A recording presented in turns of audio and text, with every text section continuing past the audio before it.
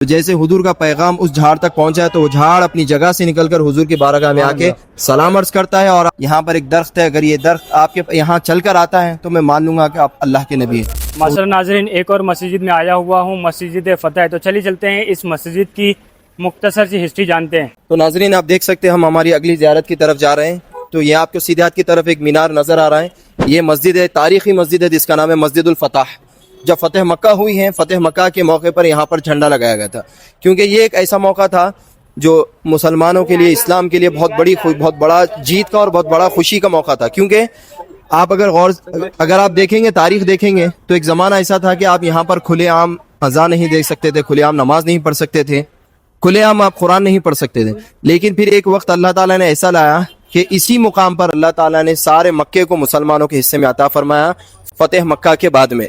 یعنی جس جگہ پر آپ ٹھیک سے آپ عبادت نہیں کر سکتے تھے، ٹھیک سے آپ اذان نہیں دیکھ سکتے تھے، پھر اس مقام کو اگر آپ فتح کر اپنا ایک جیت کا ایک مقام بنا لیں گے، اپنا ایک گھر بنا لیں گے، اپنا ایک ملک بنا لیں گے، تو یہ ایک بہت بڑی جیت کا موقع تھا۔ تو یہاں پر جھنڈا لگایا گیا تھا۔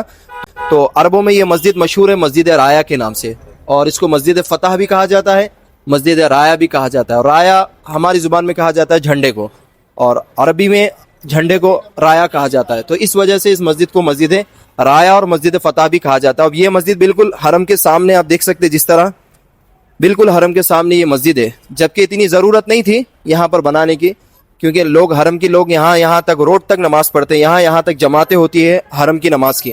لیکن پھر بھی اس مسجد کو بنانے کا مقصد یہ ہے کہ یہ ایک تاریخی مقام ہے، اور جو صحابہ کرام نے اس مقام پر جھنڈا لگایا گیا تھا، تو ایک بہت بڑا موقع تھا خوشی کا، اس وجہ سے یہاں پر یہ مسجد بنائی گئی۔ آج بھی یہ مسجد موجود ہے، تو نمازوں کے ٹائم پر یہ مسجد کھلتی ہے۔ تو آپ جب بھی یہاں پر آئیں، انشاءاللہ عمرہ یا حج کے لیے آپ تشریف لائیں، تو ضرور اس مسجد کی زیارت کریں اور اس مسجد میں نماز ادا کریں۔ تو ماشاءاللہ ناظرین آپ دیکھ سکتے ہیں ہم اور ہماری اگلی زیارت کی طرف آئے ہیں، جس کا نام ہے مسجد شجرہ، اور اس کو مسجد برکہ بھی کہا جاتا ہے۔ تو جس طرح آپ دیکھ سکتے ہیں ابھی جو اس مسجد کی ہم نے زیارت کی ہے، مسجد الفتح، بالکل اس کے سامنے آپ کو یہ مسجد مل جائے گی جس کا نام ہے مسجد شجر۔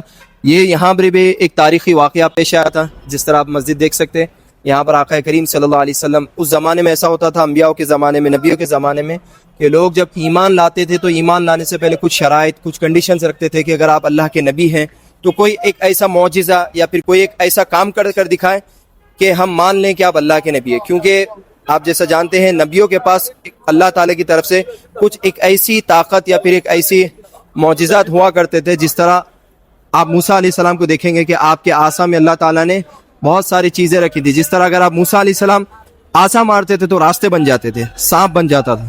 تو یہ اللہ تعالیٰ کی طرف سے انبیاء کے پاس یہ طاقتیں اور یہ اس طرح کی کرامتیں ہوتی تھیں۔ تو وہ یہودی بھی ایک بار یہاں پر موجود تھا، تو بولا، اور اس نے کہا نبی پاک صلی اللہ علیہ وسلم سے کہ اگر آپ اللہ کے نبی ہیں تو کوئی ایک ایسا معجزہ دکھائیں جس سے میں مان لوں کہ آپ اللہ کے نبی ہیں۔ تو اس نے کہا یہاں پر ایک درخت ہے، اگر یہ درخت آپ کے یہاں چل کر آتا ہے تو میں مان لوں گا کہ آپ اللہ کے نبی ہیں۔ تو حضور نے فرمایا کہ بس اتنی سی بات ہے؟ تو وہ بولا جی ہاں۔ تو وہ بولا ہاں۔ تو حضور نے فرمایا ٹھیک ہے، اس تک جا کے میرا پیغام پہنچا دو۔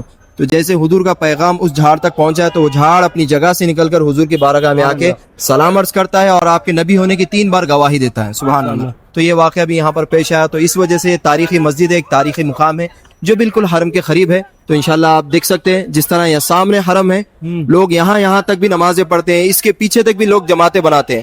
تو پھر اس مسجد کو بنانے کا مقصد کیا ہے؟ تو یہ ایک تاریخی مقام رہنے کی وجہ سے اس جگہ کو باقی رکھنا، اور یہاں کی جو برکتیں ہیں، جو رحمتیں ہیں، وہ بھی دوسروں تک پہنچانے کے لیے ایک مسجد کی شکل دی گئی ہے۔ تو جب بھی آپ یہاں پر حرم کی طرف تشریف لائے، حرم آئے، تو آپ یہاں پر نماز ادا کر سکتے ہیں اور اس مسجد کی زیارت کر سکتے ہیں انشاءاللہ۔ السلام علیکم ورحمۃ اللہ۔